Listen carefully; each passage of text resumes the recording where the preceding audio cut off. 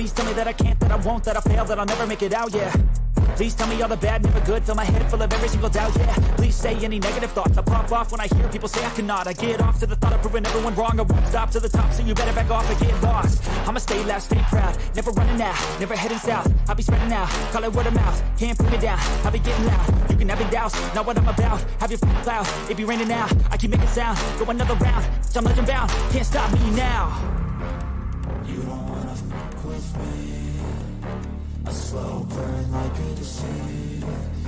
Just tell me that I can and I'll show you things that you couldn't believe. Just tell me that I can. Just tell me that I can. Just tell me that I can. Just tell me that I can.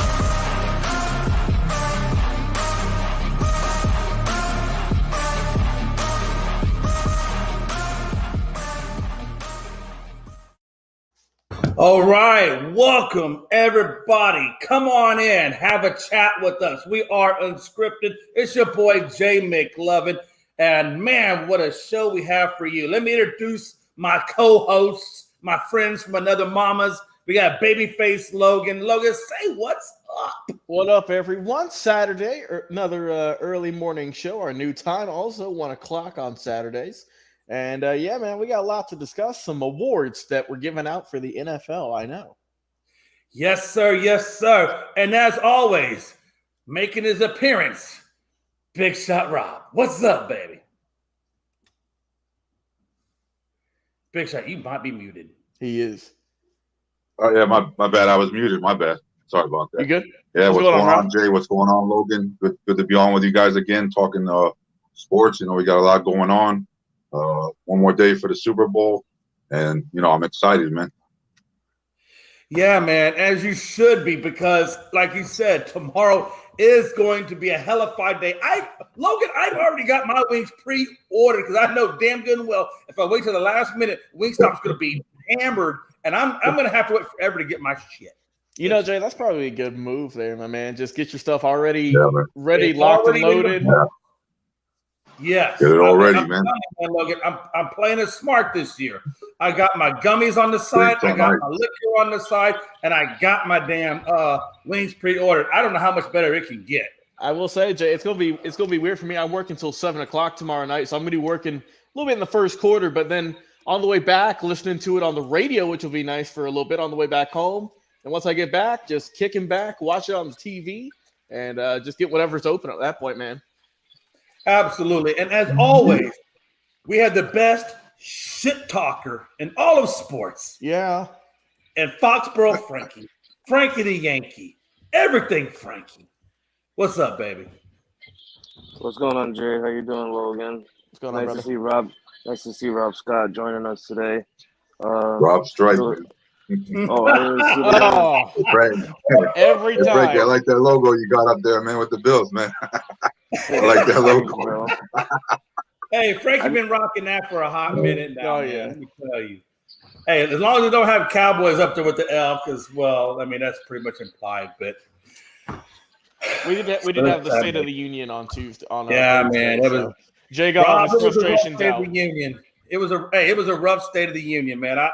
I barely made it through. I was getting depressed as I was saying my own State of the Union. So it is what it is, man. But, you know, hey, guys, check us out real quick before we get into breaking news, man. Check us out.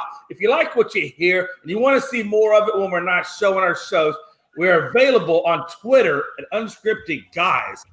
Our boy Frankie leads it up, and he does a hell of a good job. Unscripted Guys, you can catch all the current Twitter stuff that comes out. Frankie really does a good job making sure that we stay up to date with all breaking news on Twitter. Unscripted Guys, all one word. And also on TikTok, Logan is doing a kick-ass job over there as well, making sure our stuff's up to date on Unscripted Sports, all one word on TikTok.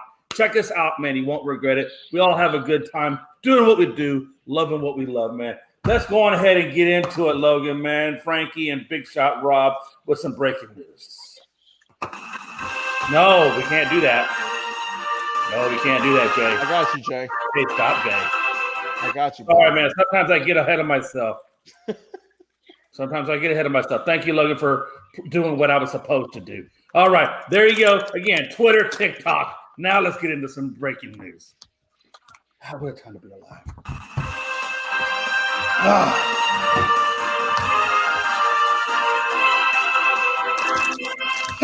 Now we're back on track, man. Let's go ahead and start out with this crazy. I don't know if y'all saw this, Frankie. I know you guys are pretty up to date with this, man. But as you saw, Gary Payton II, his physical is not looking too good. He didn't pass it. He had an abdominal surgery a little while ago, and there's questions now surrounding that abdominal surgery that he had, and now they're calling it into the question, possibly could blow up that 4-player trade. Now, if you're not familiar with the trade that I'm talking about, let me just do a quick recap, and then you guys can give your thoughts on it. So it's the Warriors, Hawks, Pistons, and Trailblazers 4-team trade with Wiseman going to the Pistons, Bay and Knox, for Bay and Knox, and then the Hawks the Hawks are sending 5 second-round picks to the Warrior for Bay, and then the Warriors are sending Knox and the second-round picks over to Portland for Payton II. All of that gets wiped out if Payton or if the Warriors decide not to exercise and keep him on after that failed physical. Now, there's some pretty big things there. You got a lot of picks. I think Wiseman going to the Pistons. I mean, there's a lot of things going on there. Payton II, I thought, was big for Golden State and what he brings defensively. But what do you guys think about this, man? We're going to top to bottom, man. Logan. Yeah, I mean, obviously, I like to see this trade get played out. I mean, the Hawks are going to get Sadiq Bey, who's a solid player, averages around 14 and 4, a night. And also, too, I think the Pistons would want to get James Wiseman. I mean, he obviously, hasn't worked out quite as well as people would hope. In Golden State, he's picked number 2 overall a couple of seasons ago. But I mean, fresh start over there, man. I know he's looking forward to that. And we know how good Gary Payton was for the Warriors in their championship run. Obviously, they lost him in free agency, but I mean, it's just the Carlos Correa effect, Jay. The failed physical screwing things up. Now we're moving into the NBA, but. No, I hope this gets figured out. But they said he could be out for a couple months. So I mean, it wouldn't shock me if Golden State kind of vetoes this and just kind of runs it with what they got, I guess. Yeah, absolutely. And real quick, our boy Gonzo has joined us. Gonzo, my brother, man, good to see you here, man. How you feeling? Cripple Chris. Sounds good. Not doing too bad. Yeah. That's cruel. We're gonna come out like that, but okay. We got a stacked roster here, fellas. Man. All right, let's as we continue to go down and talk about this, we got Frankie the Yankee, man, Foxborough Frankie, man. What do you think about this trade? If it falls apart, if it doesn't fall apart, I mean, what do you think is going to happen overall? Well, first of all, the main thing that's going to happen is the Trailblazers are going to get investigated, because they were hiding this injury from Golden State. Telling Golden State that Gary Payton Jr. is fine. Clearly, he's not fine. They've been injecting, I think it was cortisone. They've been giving him cortisone on his knees or something like that, and they just telling him to play it through. So I think if I'm the Warriors, I would snub this deal and just say the hell with it. Give us back James Wiseman, because if that's going to happen, how long now is Gary Payton going to be out for? Because Golden State's not going to take the chance of putting him on the court. I mean, I understand, Logan is getting Sadiq. The Pistons are getting Wiseman and everything like that. A lot of trades, a lot of draft potential trades being in this scenario as well. But Golden State shouldn't go this route with going with Gary Payton being injured and the Trailblazers holding this news from them.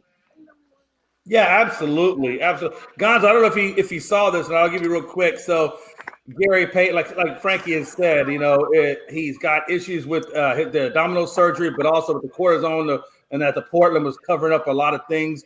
And if the Warriors wind up vetoing this trade because of the failed physical, obviously that puts everything off the table. And again, it's a 4-player trade between the Blazers, Warriors, Hawks, and Pistons. I don't know if you saw that, Gonzo, but Man, what do you think about that, brother? I agree with Frankie that there needs to be an investigation on Portland for trying to hide it. And it's just going to come down to whether the Warriors think he's going to be okay, and if they want to take that chance. I kind of lean toward the fact that I think they're going to end up vetoing the trade, and then since it's past the trade deadline, nothing can be done until end of the season. But I just don't see the Warriors giving up the 5 second-round draft picks and what they were going to give up, and not being sure if Peyton's going to be the guy that they thought he was going to be. So I see Joseph Michael chiming in here saying NBA is just as effed up as football right now. Never seen anything like this. Mike, what you mean by that? What you mean by football being messed up? I want to go deeper into I guess that. more What do you clarity, mean by that? Mike. What are you talking about when you say that? What more clarity, brother? But I do think that football and NBA, well, they all have their Baseball issues. too, man. I mean, they all got their issues. Big shot, Rob, man. What do you think about this trade, brother? Yeah, I can understand the Warriors trying to get Gary Payton back. He was a pretty good player for them, man. But I think this trade's going to fall apart, man. And definitely the Blazers are going to get investigated. I just don't see it happening. If they were hiding the injury of Gary Payton, however long he's going to be out for, man, they should just veto the trade, blow it up. Like a football bat. Rob, I missed you, Rob. I missed you, bro. Yeah, man. Yeah, you been, man. I get to get that one out really quick. I've been chilling, man. I've been chilling. I miss you, bro. I miss that voice. You know what I don't miss though is watching your Heats. I don't miss watching your Heat. Oh yeah, man. I was disappointed that he didn't make any moves during the trade deadline except getting rid of Dwayne Dedman and getting cash considerations for him and giving up a couple picks. But yeah, I'm very disappointed in the Heat, bro. We'll see what happens with I don't know. We might get Russell Westbrook, so we'll see what happens with that. Interesting. Oh, nice, brother. So now we have Russell Westbrook. Brother. That's a nice segue because the next thing I did want to kind of talk about is Westbrook for a moment. Paul George and Mark and Morris have both come out publicly and said that they are pushing for the Clippers to get involved in trying to get Westbrook from Utah. Wall and Jackson were traded away, as we know, which kind of really opens up that point guard position for the Clippers. Now, not that they can't run the point. They do have a couple of guys that are not traditional point guards that they've said they can use. But Paul George and them do say that they really would like a more traditional point guard, which opens the way up for Westbrook if Utah wants to buy them out and so forth. So, yeah, man, what do you guys think about Russell Westbrook possibly to join the Clippers? Logan? I mean, he wouldn't have to move far, man. I mean, I don't see him playing in Utah. I mean, just with all the stuff he's had going on there, it don't seem like a right fit. And like you said, the Clippers need like a true point guard, I mean, they got rid of Jackson, and so they still need someone there at that role. And coming off the bench, especially where he would stay, I mean, it would just help him out. But honestly, though, Jay, I mean, if they get him, that's nice, but it still really depends on if Paul George and Kawhi Leonard are going to be healthy for the postseason to really just figure out how far this team can go. Like we've said the last, 2 or 3 years now. So I mean, I think Russell will be a good fit for the Clippers as opposed to the Jazz, who are in a weird stage right now. And then I know the Bulls, they were also in consideration for getting him. The Bulls also didn't do anything at trade deadline. They couldn't move Zach LaVine or anything. So I think LA would probably be the best case for him. But like I said, he'd stay on the bench and play that nice 6-man role because like he did all year with LA with the Lakers. Yeah, absolutely.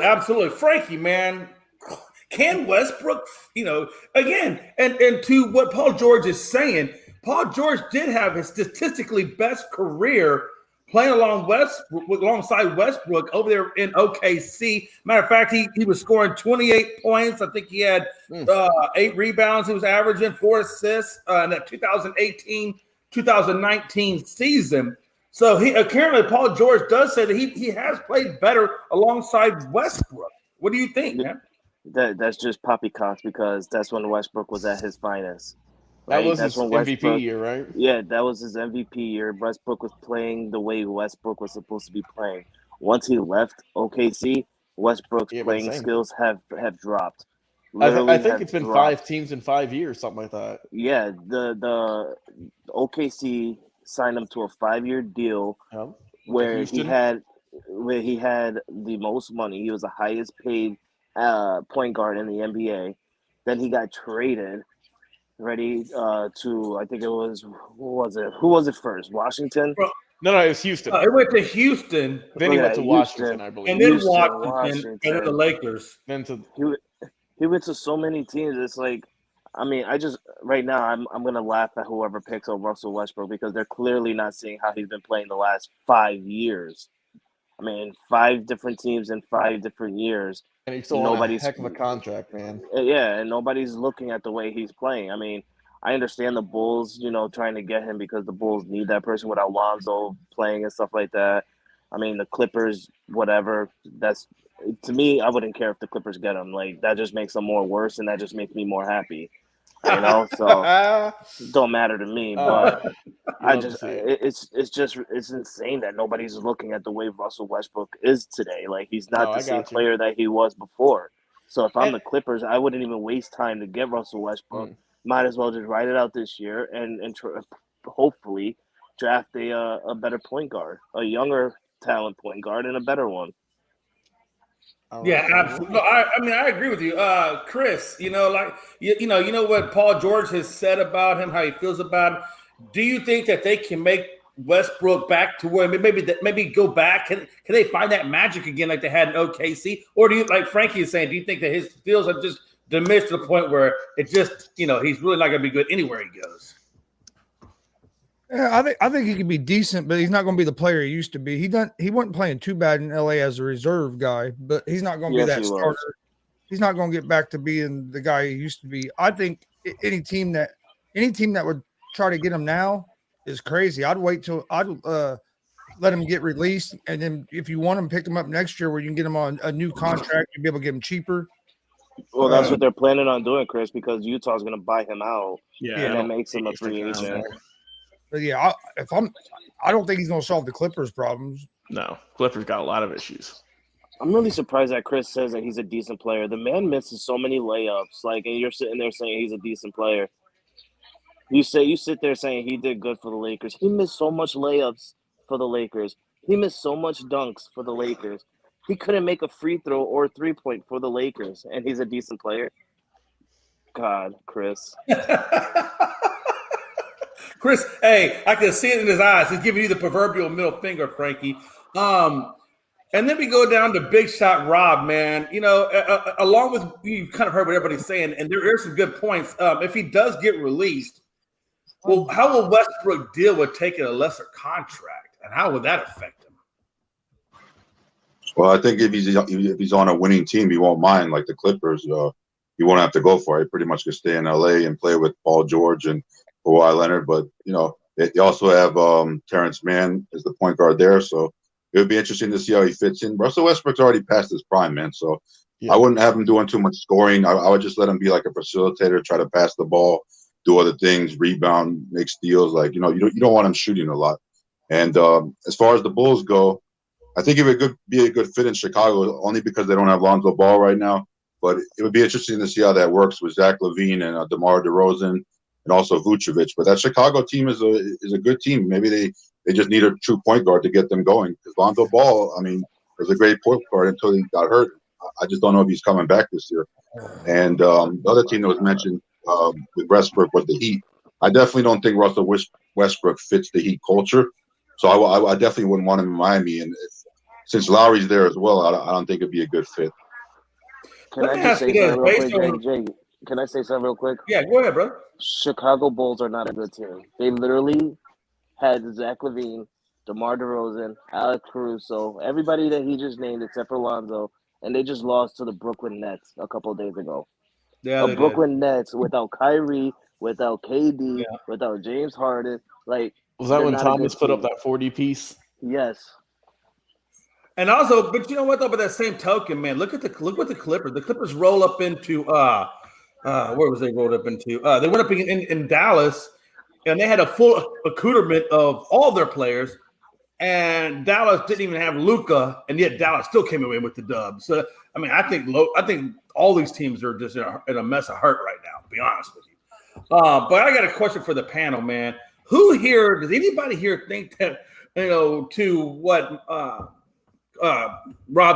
Big Shot Rob was saying, does anybody here believe that he can give up the scoring and just be the facilitator, rebounder, assist guy? If he wants to stick around the league, he should. He's gonna have to, because Russell Westbrook is gonna have the mindset that, okay, no teams are gonna pay me what I think I deserve.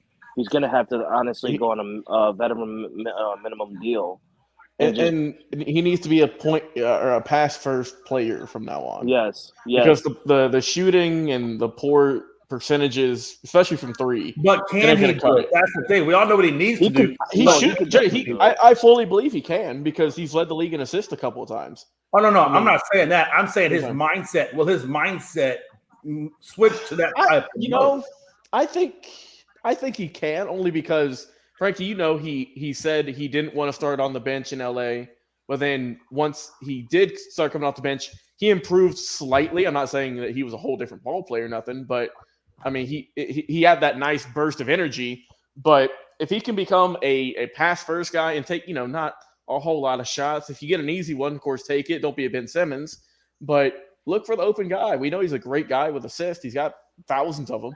So might as well just keep dishing them out to your teammates. Yeah, absolutely. And then we kind of I want to roll up it real quick. I want to kind of talk one thing about President Biden. So now, have you seen this? I'm going to tell you, but President Biden's Super Bowl interview with Fox versus the White House drama in the broadcasting tradition. Because, the White House and Fox haven't been seeing eye to eye. And now we're looking at the Super Bowl presidential, who's going to win type of thing is going to go away. I got to be honest with you. I don't give a damn to see Biden. I hope he doesn't say nothing. Just be quiet and do what you keep doing. Does anybody here care? Have they always had the presidents on for the Super Bowl? Yeah, well, I just never noticed. Yeah, they have. The presidents have always given their assessment of who they think is going to be the winner. Yeah. Not Trump. Trump didn't either. Trump never did that. Trump didn't even allow. I know Obama did. Obama loves sports, man. Yeah, I know Obama did. I guess Trump didn't, but Trump didn't even allow the winning. He didn't even allow the winning Super Bowl teams to come to the White House. I think he only did it one. Time. Once in his 4 years. And it was no lie. It was one time for the New England Patriots, and I think he only did it because him and Bill Belichick and Robert Kraft, they're all good friends. Hey, That's Frank, the only reason. Robert Kraft, hey, Frankie, the real question is, did he serve him up McDonald's like he did the college kids? Oh, he definitely did that. I'm pretty sure he gave so much McDonald's to the Kansas City Chiefs when they won it. Good Lord. Yeah, hey, I know Andy Reid was happy for them cheeseburgers, though, bro. Hey, that's a perfect segue into talking about Brady real quick. So as you know, Brady has officially filed his retirement paperwork. As of his formal or his informal announcement that he announced he was retiring. Well, now the paperwork has been filed in any possible return, which should put him in the 2028 Hall of Fame class. My question to you, Frankie, I'm gonna let you start this because this is your guy. Will he sign? Can he even sign? Now that he's filed his retirement paperwork, can he still sign a one-day contract and retire as a Patriot, or is he going to be retired officially as a Tampa Bay Buck? No, he could still come and sign that one-day contract. It's not like he's signing a long-term deal to return and play for the Patriots. I'm pretty sure Roger Goodell knows that he's going to want to sign a one-day contract to retire a Patriot where he deserves to retire. And it's not going to change anything. I mean, he like you said, he already wrote down on paper that he's already retired. He's already eligible for the Hall of Fame in 2028. But it's not going to change, any ruling of him signing a one-day contract to retire where he wants to. Yeah, let me ask you a different question on here, man. As you know, the Bucs are going to take the brunt of the $35 million cap hit in dead money in 2023. That's just going to happen. Had Tom Brady waited until after June 1st to announce his retirement, he could have basically helped the Bucs out where they could have split that cap hit between 23 and 24. So let me ask you this. Was Brady kind of an a-hole not to help the Bucs out and split that cap by doing it the way he did it? Oh, you said it was what, April 1st was the deadline? June 1st. If June he'd waited 1st? till June 1st, they could have split the dead money cap hit. Well, I looked it up, Jay, because the draft is this year is in April. Right.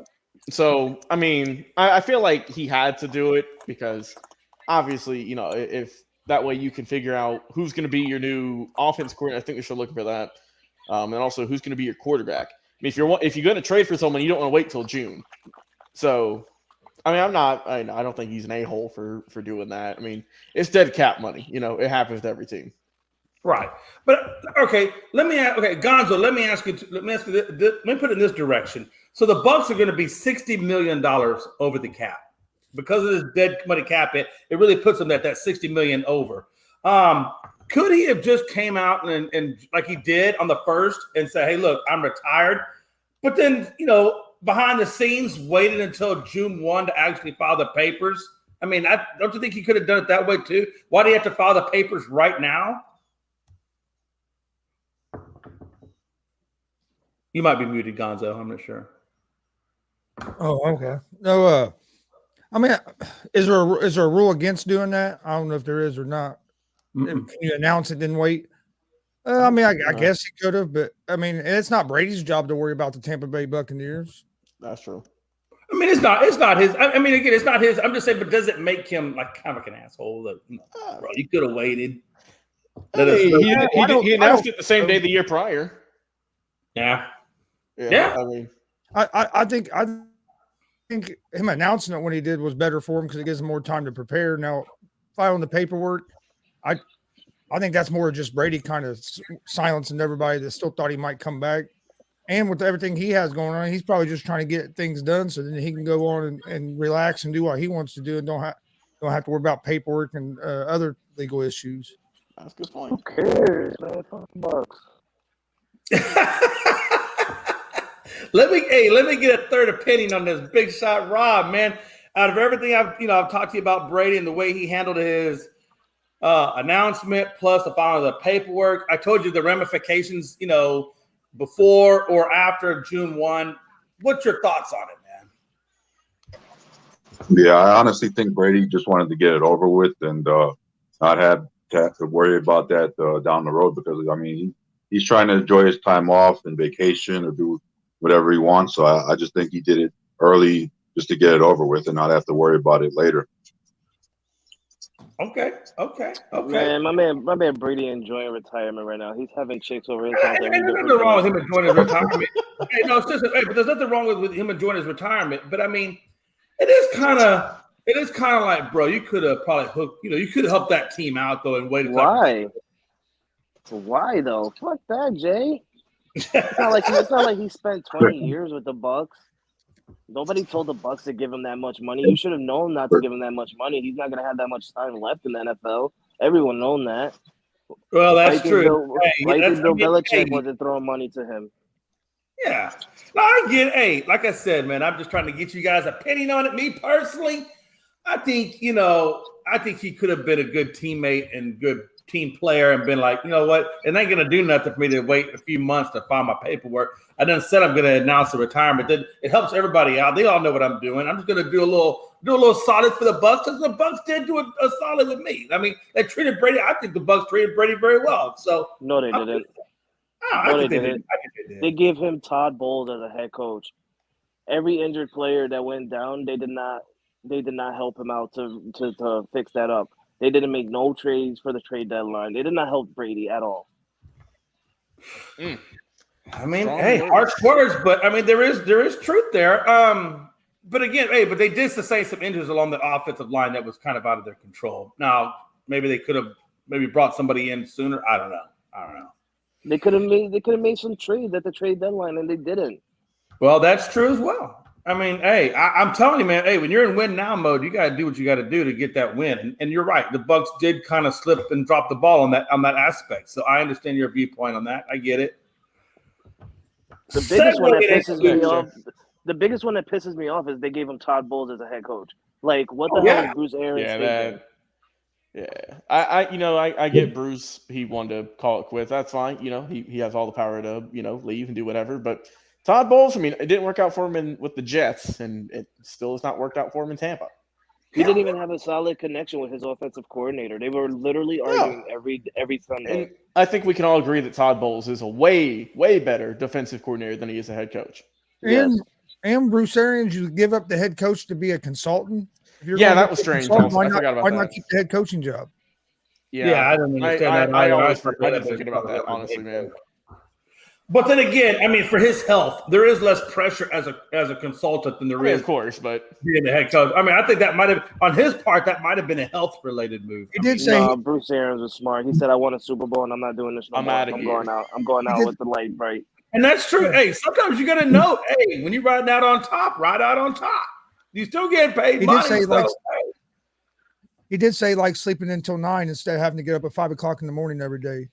He said that on Pat McAfee show earlier this week. Well, that 4 extra hours does make a damn nice difference. I'll be honest with you. And he said, I can go in the building, do a little consulting, and I can go hit the golf course. Hell yeah. I hit the golf course too with the mayor. Since we're talking about $150 steak.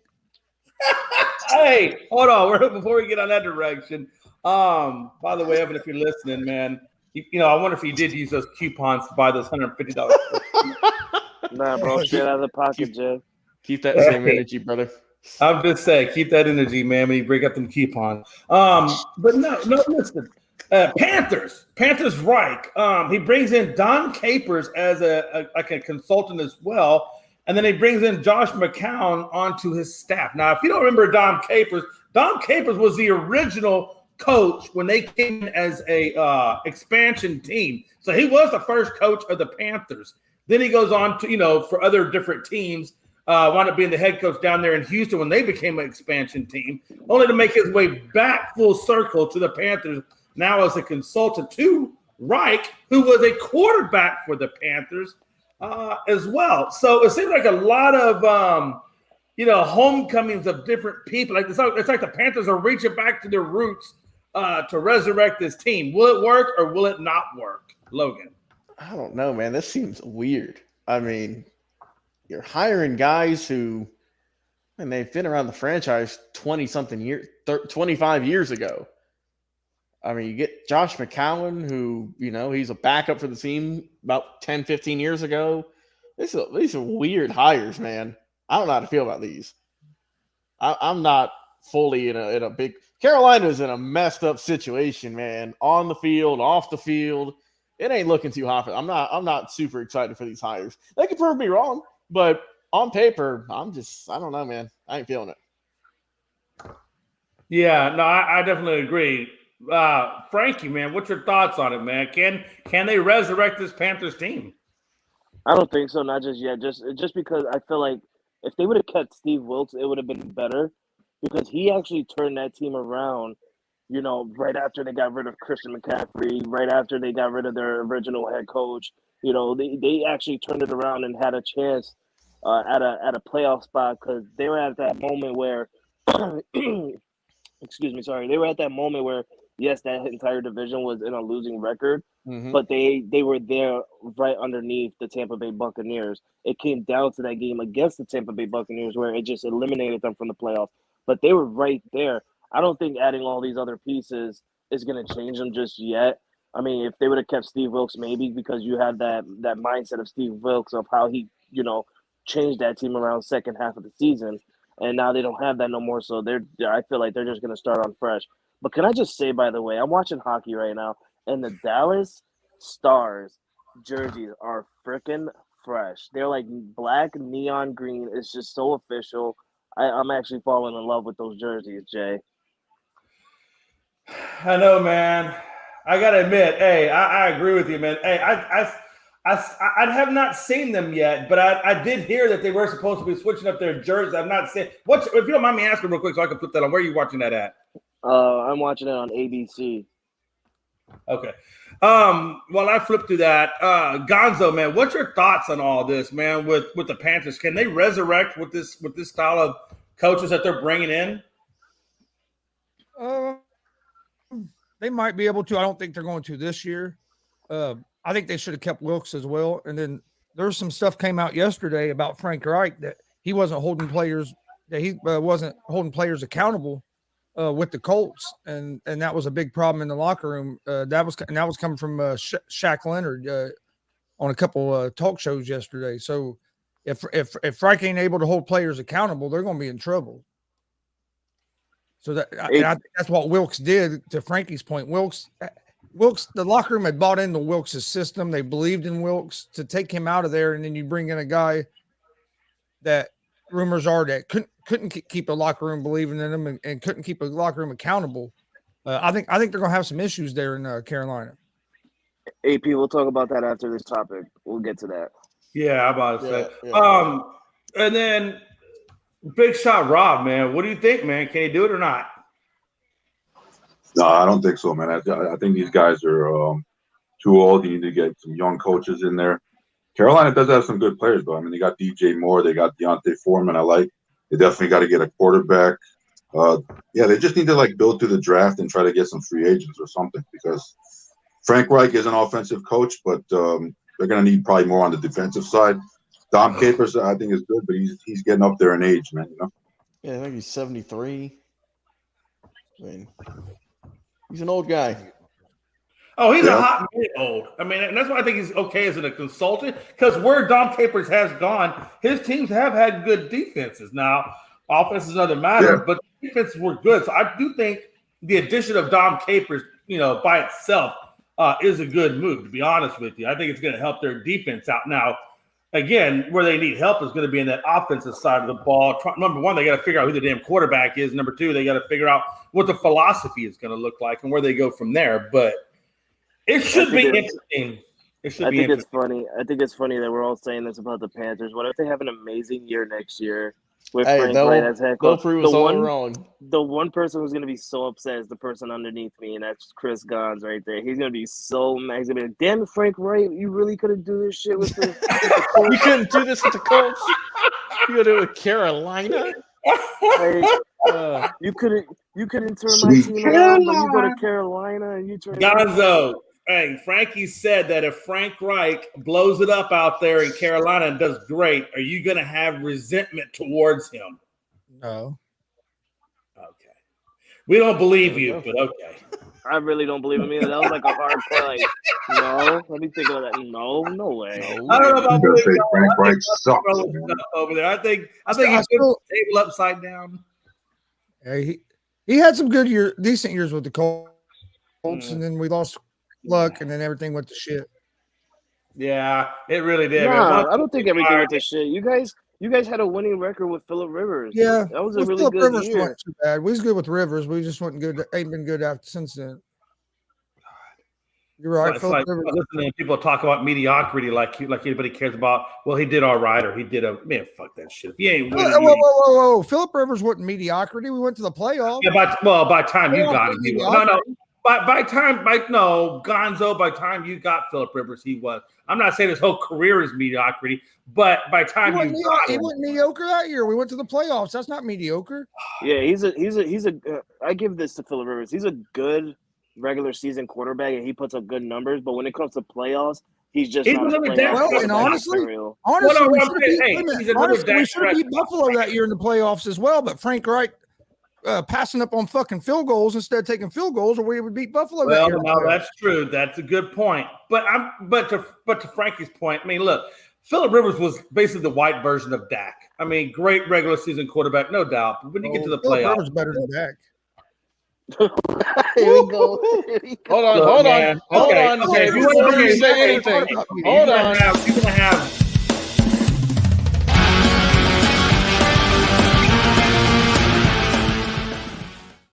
Lee. Woo! Had to throw it up there. Damn. Okay. All right. No.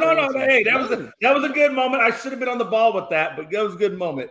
Phillip Rivers is probably going to be a Hall of Famer. Dak ain't even going to sniff the Hall of Fame. What, a Hall of Famer mediocrity today? No, I'm not letting Chris get by with that. That's a Hall of Famer in mediocrity. Yes, is he better than Dak? Probably, but Hall of Famer because he didn't. What did he really do in the playoffs? Come on, he's like top 10 in every stat. He's going to get in the Hall of Fame. Jay, watch, he'll get in the Hall of Fame. Yeah, he's top 10. He's top 10 in every look, man, I get it, man. I hear what you're saying. I hear what you're saying. He's top 10 in most You games. know, you'll be the same son of the bitch that says that at fucking Matt Ryan should get in the fucking Hall of Fame too. It's okay. Don't be surprised in the future in the NFL, we're gonna have a whole team of just straight Rivers, and there's gonna be all freaking It's Phillip gonna be Rivers all kids. Philip Rivers and all. Hey, he has enough fucking kids. He has 11. That's an entire offense right there. Hey, that man's building the whole team. Man, let's talk about this Anthony Price thing real quick. I have not heard this. Have you guys heard this? I did I not have not heard this at all. Did you come up with this one, Anthony? I have not seen this. You said Lamar, the Falcons, Riddler, three first round next 3 years, and fourth this year for Lamar, and a sixth round pick. Well, I mean, head coach of the Falcons came out. Sorry, it was Arthur Blank who came out and said the other day, pretty much, we're keeping Desmond Ritter. That's way too many picks. That's way the too owner. many. I'm sorry, that's way too many draft picks for Lamar Jackson. Look, basketball's done screwed up all these picks, man. 9 first-round picks? No, that can't be right. No. He said 3 first round picks rounds over the next 3 years. Oh, that would be. I thought you were saying 3 for each year. I'm thinking 9 No, first-round picks. There's no fucking way. No, It was a random. we're saying it's a 3 first round picks and a 4th rounder. I ain't doing that. Plus Riddler or whatever his name is. Riddler. He said for the next 4 years or I know. this year for But Lamar. in a 4th round this year. No, I ain't doing that.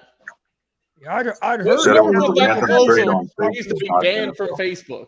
I had heard that the Falcons were interested in Lamar, but I hadn't heard no trade proposal offered. No. Well, he said it's a random thing that a random trade proposal that was on Facebook, not necessarily the NFL. So I think what he's saying is, I think what Anthony's trying to ask is do you guys, what do you think about that proposal? No. Would that be a good proposal? That's dumb as shit.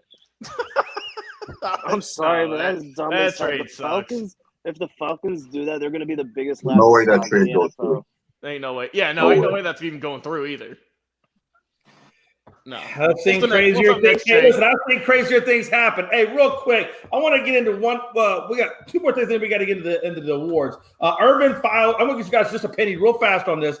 So Irvin files a defamation lawsuit against Jane Doe and the Marriott Hotel Incorporation for $100 million in damages that he says he was falsely accused by a female employee at the Phoenix Hotel, and says Jane Doe and the Marriott International didn't.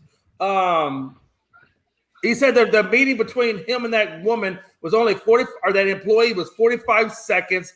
He didn't really remember a lot of the meeting because he said he had a few drinks and that he had no real knowledge of it and went to his hotel room alone, and that he was shockingly woken up by hotel security in the middle of the night, basically telling him that he had to leave. And yeah, man, they woke his ass up and said, "Hey, yo, bro, you got to go." And he says they gave no explanation. They gave no explanation and they asked no questions. Basically, yo, sir, you need to pack your shit and get the hell out. That's basically the way, loosely translated, that's what happened. And so now he's a little pissed off about it, rightfully so. And then, of course, obviously the lost job opportunity there. So he's suing them for defamation pretty much for $100 million. Does he get it? Where do we go from here, Logan? I just know one thing, Jay. Now we got 2 major lawsuits for defamation regarding football. We got Michael Irvin with this situation. Well, we're going to see how that's going to go. Obviously we'll figure out the whole gist of it in due time. And then, of course, like we mentioned on Thursday, Pat McAfee, the state auditor for Mississippi, and Shannon Sharp are all getting sued by Brett Favre for defamation. Did you see how McAfee responded to that? Yes, that was Brett beautiful. fucking Favre. He said, yeah. He's like, they told me to take down our stuff on Twitter and everything, but I was playing pickleball or something. I just forgot about it. Bro, he's getting sued. He said basically, I'll see you in court, fucker. Fuck yeah, you. he said, I'm not doing this. He said, I loved it. And he had that beautiful smile on his face while he was saying it. Yeah. And Shannon Sharp's thinking the same thing too. But also, just to wrap things up. Gets sued and he's just like, yo, we made it. We're to the top now. We did it, y'all. Yeah. Frankie, back to topic though. Does Irvin get the 100? Do you think he wins that lawsuit and gets $100 million? Or do you think it's just going to be whatever? Logan, did you finish saying what you were saying? No, I'm just gonna wrap it up saying we'll see how this turns out, but it's looking in favor for Mr. Irvin at this point, but we'll see. I thought you were all right, but Logan, I know. I thought you were already wrapped up. I'm sorry. No, you go. I'm good now. Frankie, man. All right, man. You heard Logan says that, hey, it should wrap up in Irvin's favor. What do you think? I really think it would probably end up in his favor as well. I mean, that's crazy to me. I mean, throughout the entire thing that you said, the one thing that blew my mind is that you called him a 45-second man. That's insane. Who said That's just that? insane. I thought that's what Jay said. I thought Jay said he was a 45-second man. No, I said the meeting was for 45 seconds. I said Yeah, the that's what meeting they he had call with it. the girl in the lobby was 45 Yeah, seconds. see, that's what they're hiding though. It's not a meeting, all right. He was with the girl in the lobby, and he just lasted 45 seconds. That's what you're basically trying to say. So, if I may, we're gonna Gonzo. This is what the hotel manager did. The hotel manager reported false information. This, according to Irvin. He said the hotel manager reported false information to the NFL, accusing of improper behavior towards a hotel employee. Apparently, that 45 seconds, there was some improper stuff done. What do you think? Does he get it? Oh man, I don't know if he'll win if he'll get the case or win it or not. Just it hasn't been enough information come out. It's still the whole story is kind of strange.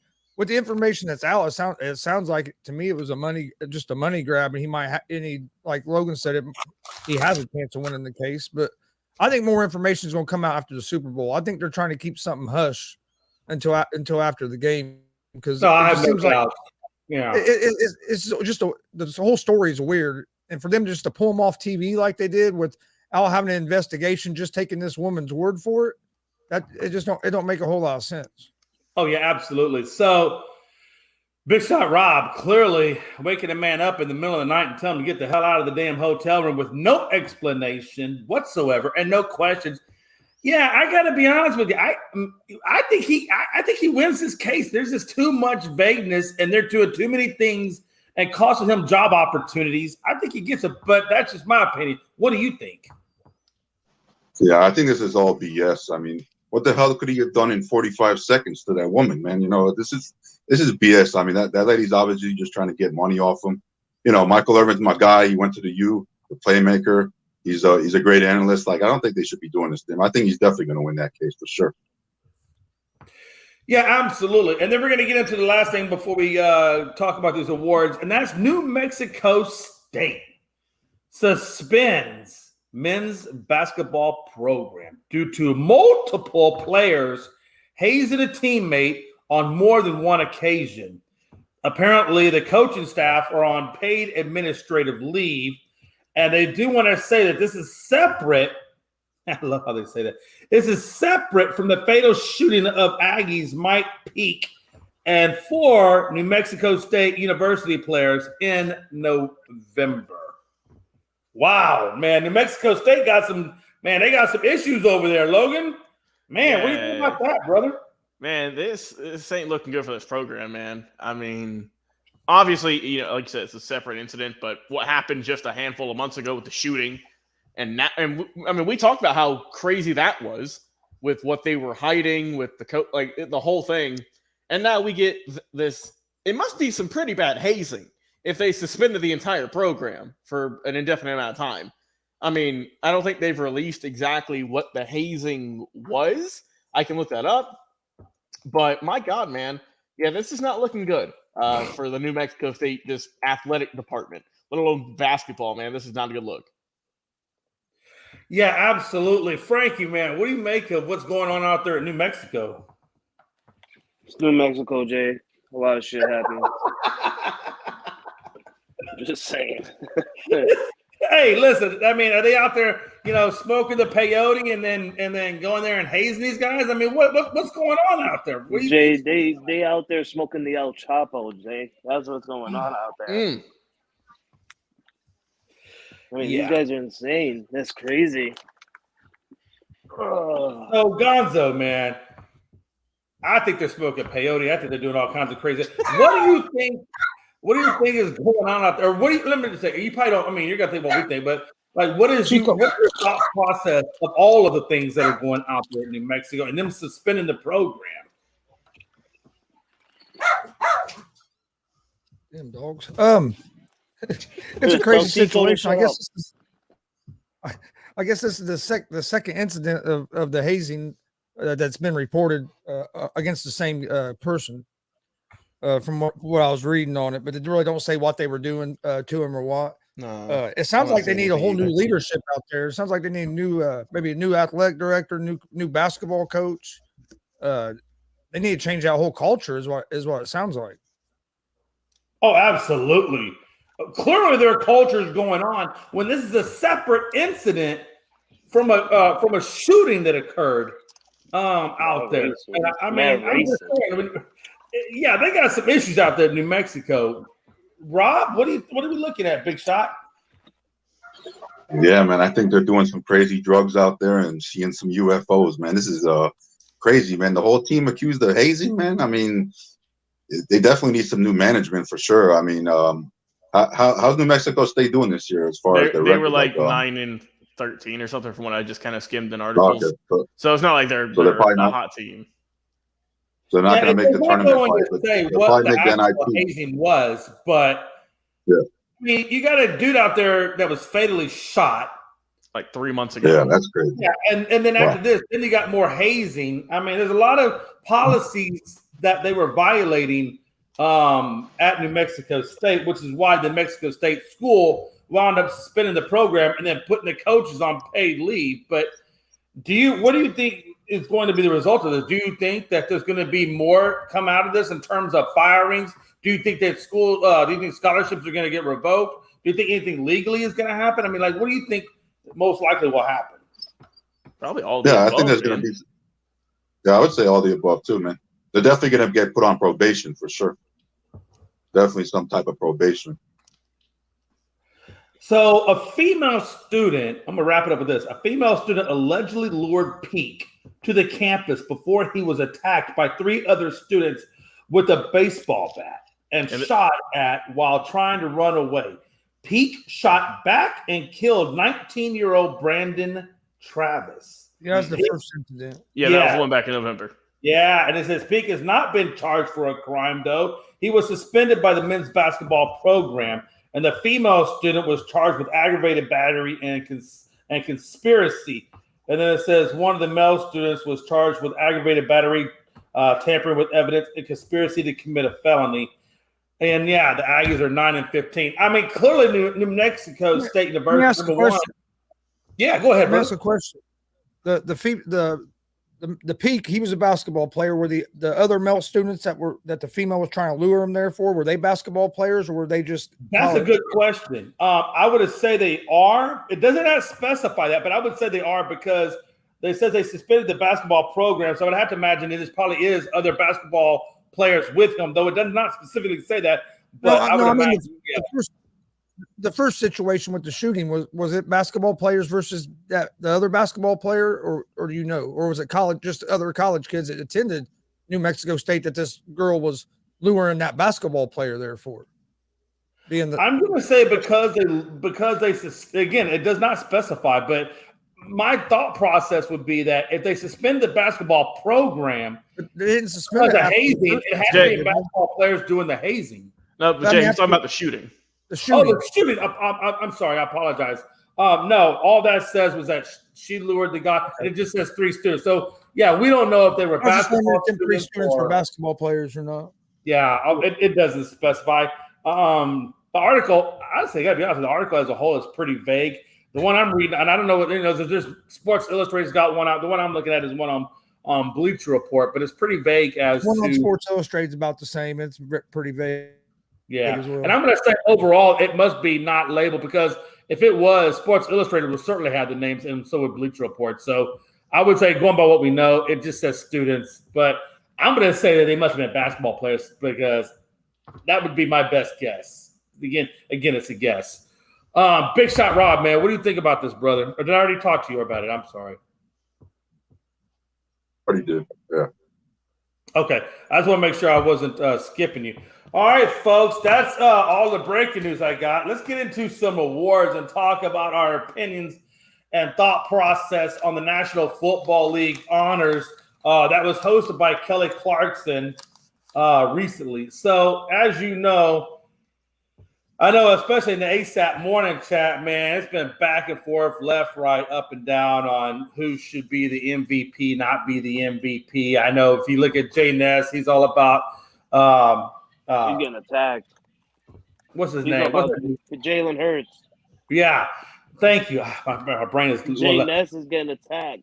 Yeah, so Jay Ness is defending to the last nth degree, almost like a battle of the Alamo, where he's the Texans and everybody else in there is the Hispanics, and of course, who won that particular battle. But Jay Ness could come out like Texas did and win the war at San Jacinto. So hey, not all is lost for Jay, okay?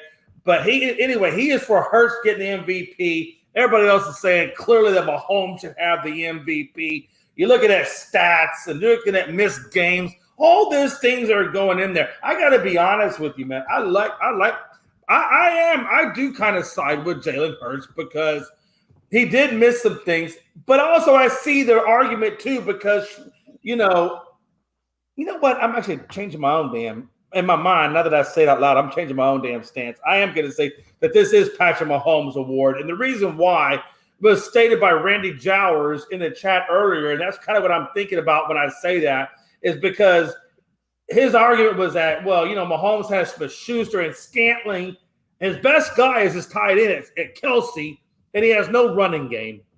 So you take Hurts, and, he has a plethora, right? He's got to go dirt at the tight end. He's got he's got Brown. He's got AJ Brown. He's got Devontae Smith. And he has Miles Sanders in the backfield. He does have a lot more weapons and has done less.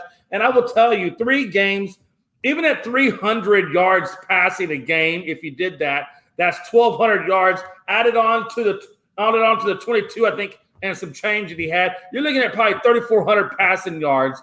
And even if you added his rushing at over 1,000 some odd, he's still right around that 5,000 range. So he's still about 200 yards, in my opinion, about 200 yards, still less of Patrick Mahomes. Now, I will say this. The one thing that he does do better than Mahomes this year is he threw less turnovers. Okay, I think Patrick Mahomes did 11 and Hurts did 6.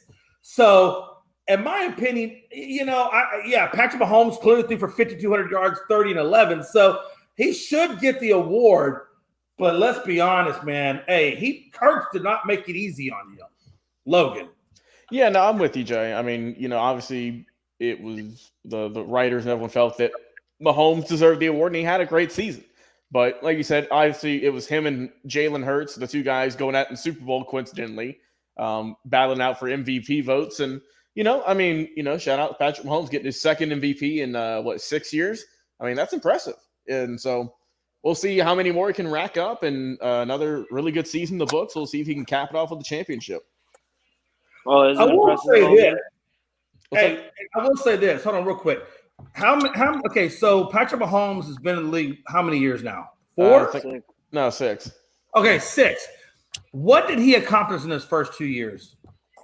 Frankie, I know you might know that. Did he have a? He won a Super Bowl. Okay, so it was year 2 that he won the Super Bowl, correct?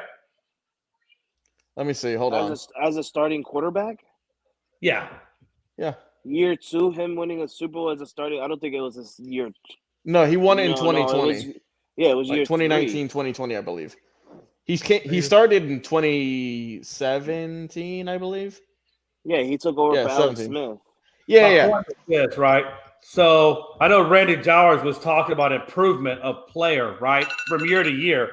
And I don't know about you guys, but I know that if I come in at my freshman year in the NFL and I get you to a wild card, and then I come in at year 2, which would be my sophomore year, and now I got you in the Super Bowl, and God forbid if I should win the Super Bowl in year 2, how does that not validate, improvement in a player to the valuable player level of this year for Hurts versus Mahomes? Also, one more thing too about Mahomes, Jay. Just looking at his Wikipedia page, This past season, he threw for the most yards by a quarterback in NFL history with 5,614. That's beating Peyton Manning's. That's the best of all time. I mean, he has the record now. I mean, Okay, well that does change the landscape. So again, I do think Mahomes, should get that award. But man, bro, Jalen Hurts has got to get that award. So at some point. Anthony, who would you have given the Offensive Player of the Award to then, if it wasn't for Justin Jefferson? Because obviously they're not going to give it to. I think have they? I mean, I don't know. I mean, who all else is up for that award? You have any have any ideas? Oh, I didn't check all of them. I didn't really think anybody beyond that really mattered, to be honest. Hill. You saw who? Tyreek Hill. Stop that shit right now. No. Stop that shit right now. Tyreek. Don't be throwing him into that. Oh, Anthony say Tyreek or AJ Brown. AJ Brown. No. Yeah, AJ Brown too, yeah. Oh, I would have given I'm a it to Dolphins AJ. guy, so I gotta go with my guy Tyreek Before Hill. we get too far off the track, okay, let's rein it in a little bit. Yeah. We all know that the MVP is between Hurts and Mahomes, and that's really the way I want to hear you guys address it. And Frankie, what's your thoughts on it, man? I personally, I would have loved to see Jalen Hurts get to, me being a Nick Saban fan and liking Alabama and watching him play under Alabama all those years ago, and then seeing him go to Oklahoma and doing what he did there, and then coming to the Eagles and everybody having down on him, and then, the Eagles create this super team for him to where he literally had these guys undefeated, 8-0 franchise record for them. First time they ever did that. And obviously, it shows that when he wasn't there, that this Eagles team is fully behind Jalen Hurts and nobody else. I mean, this man, he did a phenomenal thing with the Eagles this year and all. But as a football fan, I understand why Patrick Mahomes get it. Yes, he has the stats on yards. He has the stats on touchdowns. He doesn't have Tyreek Hill no more. And he's doing this with a team that doesn't have a run game. And realistically, let's all be real here. They don't even have a solid defense as well. So, and let's not forget, this man played on a hurt ankle. Like, he was limping the entire second half of the AFC Championship game, and this man still ended up getting the win. So I understand why Patrick Mahomes got it, but personally, I would have loved to see Jalen Hurts get it. I even said it on the award ceremony night when I seen Patrick Mahomes got it. I put on the group chat that Jalen Hurts was robbed. And I got all the shit talk for it, and I saw everybody's, messages and replies and thoughts. And I just stood quiet because once I saw more than 3 people saying that Mahomes should have got it, I looked at it and I saw the numbers and I realized, like, yeah, okay, now I see why he got it. But once Jay came in 3 days later saying that Jalen Hurts was robbed, I'm like, okay, yo, bro, you're on your own right here. Like, I already dealt with this. You're gonna get attacked, but go ahead, see what you could do. Patrick Mahomes is clearly your MVP, and it does it works out for him and being in the conversation of the greatest quarterbacks today. But I tell you this right now, guys, if he does not win this Super Bowl, that conversation is going to be coming off the table. They're going to look at him as a regular season guy quarterback who can, yes, get them to the Super Bowl, but he doesn't have the Super Bowl numbers. Also, hold on. Oh, I want to bring this up. Anthony, I did some digging for you here, brother, since you couldn't do it. Justin Jefferson, 128 catches this year, 1,800 plus yards. How about the 8 touchdowns. AJ Brown has him beat in touchdowns only with 11. Yards, AJ Brown had a little bit less than 1,500 and 88 catches. I mean, by the way, Logan, I like how me and you were literally researching that at the same time. That is I saw that and I'm like, that does not sound right. Plus, I had to go because when Anthony Price said, "Look at the stats," I did. And what they tell you, well, I was like, I went back and looked at it, and I was the like, numbers don't lie, and they spell disaster for you. And realistically, let's be real. Justin Jefferson had an amazing and beautiful catch over the Buffalo Bills. He had almost 130 catches. If any wide receiver has a beautiful catch like that over a shitty Buffalo Bills team that I hate so much, look at the logo. Look at the logo. I swear to you, they deserve the Offensive Player of the Year. You said, what about Tyreek Hill? What the hell with Tyreek? Well, Stop bringing Tyreek Hill. Tyreek could have had 2,000 yards if Tua wasn't missing so many games. I think he could have got 2,000. Would have. Boo-hoo. Yeah, I know, but he could have. But it didn't happen. But oh well. So I think we all kind of agree, though, that at some point, man, Gonzo, did I talk to you about that? Did I let you talk about Patrick Mahomes versus Hurts? No, you skipped me because I'm Mexican, but it's okay. No. Oh my Lord. Listen, no, it is true though. It is true because listen, my ex-wife was Mexican, and I hold a lot of resentment towards the Mexican community. So. Oh my God, Jay, shut up. Jay, I swear to God, I'm gonna write Mel. I'm gonna say, yo, he goes on every show talking about his ex-wife now. Every show. The thoughts of Jay McLovin do not reflect represent any of us. Unscripted or anybody else on the show. I'm just saying she skewed my opinion. Okay. So, Chris, what's your thoughts on the MVP? I think Patrick Mahomes should have got it. Jalen Hurts had a great season, but like you said, Mahomes threw for so many more yards, more touchdowns, and I think there's more holes on that Kansas City team than the Philadelphia team. But I mean, you can't take away from what Hurts had done, the turnaround from what is the improvement he had from last season to this season. But for the MVP, it's about what happened this season, not last year. And Mahomes was the best player in the NFL this season. Oh my God! Shut up, Chris. You're on Mahomes' nutsack. Swing low. Hey, is that Chris Gonzo or is that Chris Collinsworth? I don't know. Oh shit!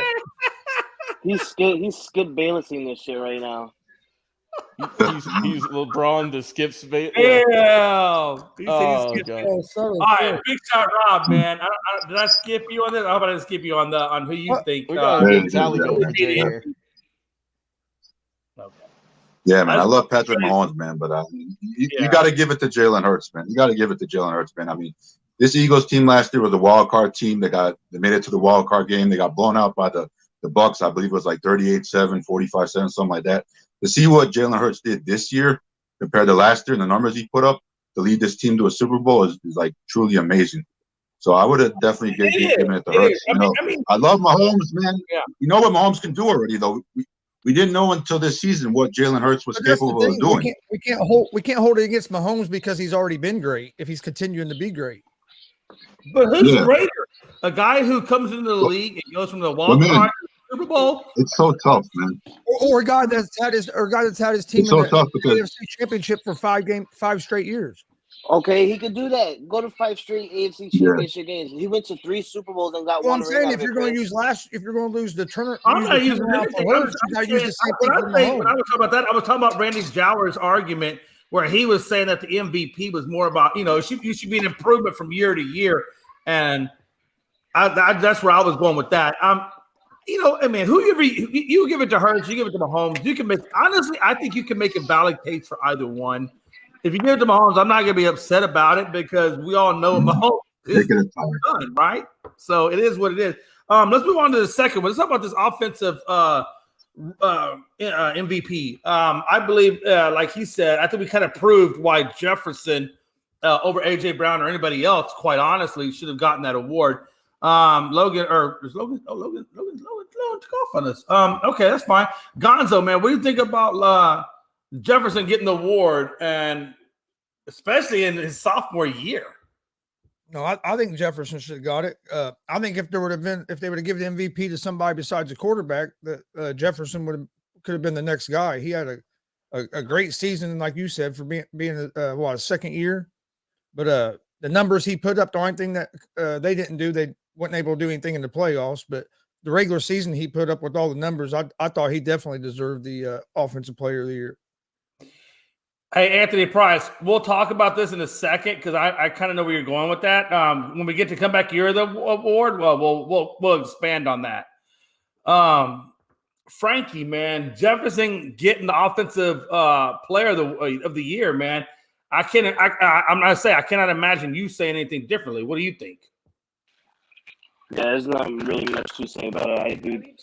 I do agree and think that he deserves it. There's no clear flavor for me. Justin Jefferson balled out this year for the Bengals or for the Minnesota Vikings, sorry, and he definitely deserved this. Let me ask you this: going forward, where do you see? This is in his sophomore year, so obviously, do you think where does this put him, or what is it? Let me say the trajectory of his career.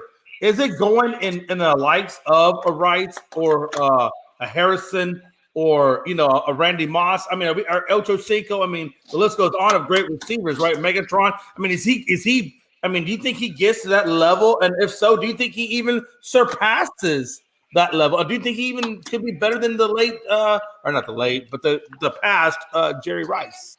I think he's already on that level, Jay. I mean, the man already broke many Ross's records this year, so that clearly says a lot. That man's already up there. Yeah, absolutely. Big Shot Rob, man. I mean, what do you think about Jefferson? Not so much that he won the award, because we all know it. I mean, we all know he deserved it. But what does it mean for him in terms of how, the prediction of his future? Do you think that he will be, better than Moss? Do you think he'll be better than Owens, given how well he's playing? Yeah, that's debatable. I mean, because he's only been in the league, a couple of years, and he's done it for a few seasons in a row. Like, he has to have the longevity to be able to, be considered among those guys. And, I mean, Kirk Cousins is an average quarterback, man. He's mediocre. He's very inconsistent. Imagine if you put Justin Jefferson with a guy like Mahomes or Joe Burrow or one of those guys. Imagine how good he would be then. I mean, if he had an elite quarterback, his numbers would even elevate more. He could probably get 2,000 yards in a season. But all those other teams already have receivers, so that there would be no point for needing them. But I think Tyreek Hill would have gotten it, man, if he would have got the 2,000 yards, man. I honestly do, because if Tua wouldn't have missed those games with concussions, the way Tyreek was playing, he would have easily got 2,000 yards, man. Rob, stop it right now. They just hating on Tyreek, man, because he didn't get him. Yes. All right, man. I give Justin Jefferson his props, man. He's a great receiver. He made a great catch against the Bills. He's done an amazing job. I like his dance that he does or whatever. He's a cool guy. He got the little grill in his mouth. That's cool. Okay. So I definitely give Justin Jefferson his props, man. I'm not hating on him at all. He's a good receiver. Great receiver. Hey, he said he wanted to be better or considered better than Devontae Adams. I thought he was setting his standard kind of low, because there's a lot better receivers ahead of him, like Randy Moss's and things like that. That's why that's where my sights would be. Not so much Devontae Adams. I think clearly, I mean, unless you guys see differently, I think right now, man. I think he said Devontae Adams because a lot of people think Devontae Adams is the best receiver playing right now. So I think that's why he said Devontae Adams. Better than Devontae Adams, Chris? Right now? I do. Already? Yeah. I do. Maybe, man. I think it's on that level. I put him right up there. I think it's real close. I put him right up there. I'm about to say, if you don't have it, at least you've got to be at least on the heels. Mm-hmm. Frankie, what do you think, man? Devontae Adams? Or equal to, or less than? I can't say he's better. I mean, we know what Devontae Adams done with Aaron Rodgers, but we also see that he was still that valuable wide receiver with Derek Carr. To where Justin Jefferson only has caught passes from this dude Kirk Cousins, who I truly and greatly don't like. I don't know, man. Right now I have to say equal to, just because Devontae Adams is having a new quarterback next year. Once we see who his quarterback is and how he plays and it reflects towards him, right now I have to say equal to. Yeah, if you want to go equal to, that's fine. I will tell you this. I mean, I didn't look at Adams' stats last year, but I'm pretty sure, a lot of people will say that, Derek Carr's, equal to or better than Kirk Cousins. I got better than Kirk Cousins. Throwing him the damn ball. I think Devontae was at like 1,500 plus. Yeah, exactly. So he's about 300 yards more than Devontae. If you look, I know people. It's an unpopular thing to say that a guy in his sophomore year could be better than someone that's got some years in the league. But you know what? I really don't give a damn. I don't give a damn. He's better than Devontae.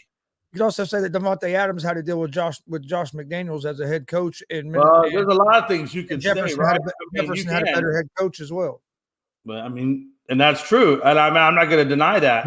Me personally, I think I'm not saying he's light years ahead of Devontae, but I do think he's a little bit better than Devontae. I really, honestly do. This guy, I'm telling you, watch where his career goes. It's amazing. I think he's on his way, but I wouldn't say he's better than Devontae yet. course you would. Justin Jefferson, man, he's already good, man. And he's playing with a mediocre quarterback in Kirk Cousins. So imagine him playing with an elite quarterback, how that would elevate his game. Oh, I mean, can you imagine you got to him look with at Patrick that. Mahomes? Yeah, that's what I'm saying. Patrick Mahomes or a Joe Burrow or even a Josh Allen. Burrow would be even better. Know? Oh my, because Burrow's really more of a passer guy. So, and he Yeah. knew what he's doing with Jamar Chase. I mean, that either one would be fine, but I'm just that would be really, really awesome to see.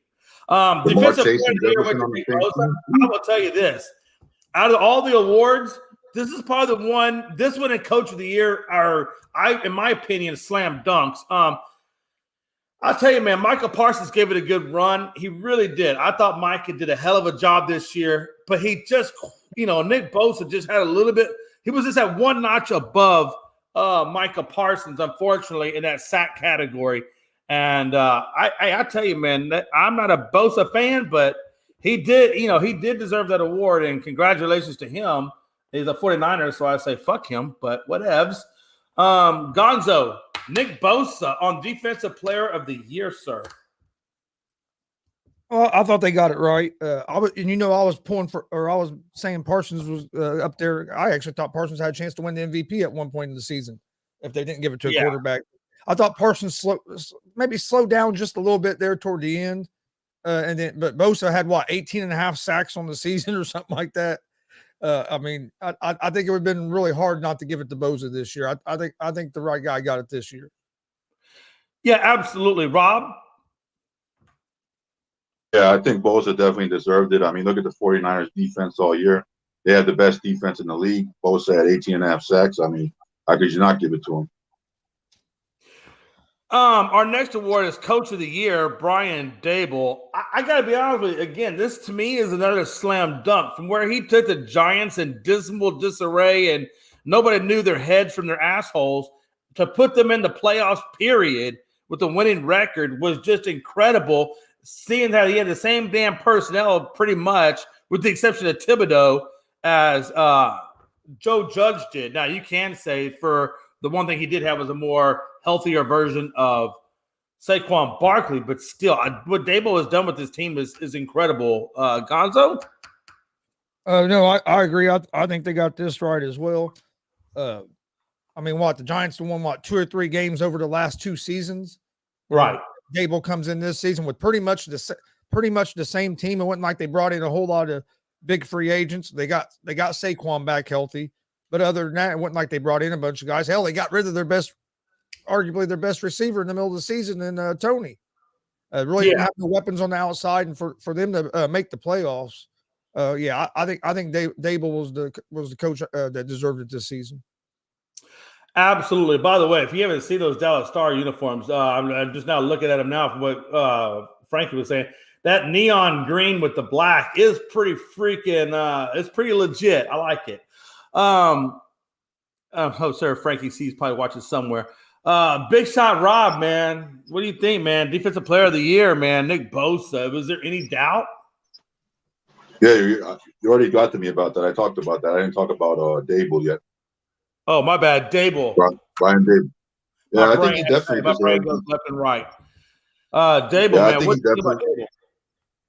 Yeah, I think he definitely deserved the head coach of the year. Just depending just by what he had working for him with the Giants. I mean, they didn't have really any great wide receivers, and you obviously had Saquon Barkley, but no star wide receivers. I mean, their tight end. Who was their tight end this year? I think it was. I'm trying to remember who their tight. I don't even know who their tight end was. For the Giants, they used to have Ingram. It was that guy. I forgot his name. Daniel something. I forgot his name, but yeah, he had a pretty good year. So yeah, what the Giants did, man. I mean, just to make the playoffs and be able to win a playoff game against the Vikings, and everybody liked the Vikings, and a lot of people thought the Vikings would do something this year in the playoffs, and they obviously didn't. The Giants beat them in the first round, and they got clobbered by the Eagles in the second round. So them just making the playoffs and winning a playoff game in his first year is incredible, man. Yep. I did want to go back up one comment. Anthony Price, you're right, man. Three receivers in the league better than Devontae Adams.